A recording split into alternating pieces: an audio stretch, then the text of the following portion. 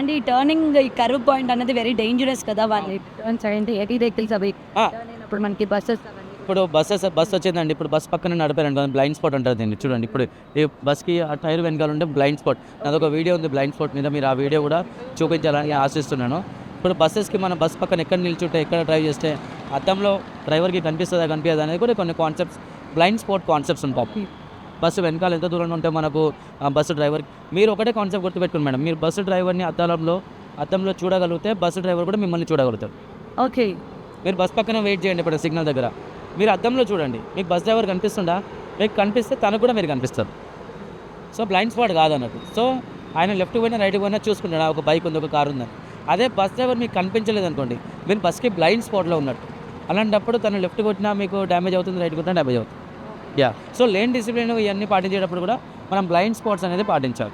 ఎక్కడెక్కడ blind spots ఉన్నాయి ఏందనేది చూసుకుంటూ మనకు ఆ పర్సన్ అనేది అద్దంలో కనిపించాలి. Then you are safe. So ఇవాళ కాన్సెప్ట్స్ అండి, చాలా మందికి తెలియదు. చిన్న కాన్సెప్టే, బట్ చాలా యూజ్ అయ్యే కాన్సెప్ట్, జనాలకి తెలిసి కూడా పాటించది. అవును, అదే. సో నేను ఏం రిక్వెస్ట్ చేస్తాను అందరికంటే, చిన్న చిన్న రూల్స్ ఫాలో చేయండి. బేసిక్ రూల్స్ ఎవరు వచ్చి చెప్పకూడదు మీకు. హెల్మెట్ పెట్టుకోవడమైనా, సీట్ బెల్ట్ పెట్టుకోవడమైనా, ఒక డిఫెన్స్ డ్రైవింగ్ ఏంటంటే, మీరు వెళ్ళేటప్పుడు మీ చుట్టుపక్కల నలుగురు కూడా మీతో సేఫ్లీ వెళ్ళాలి.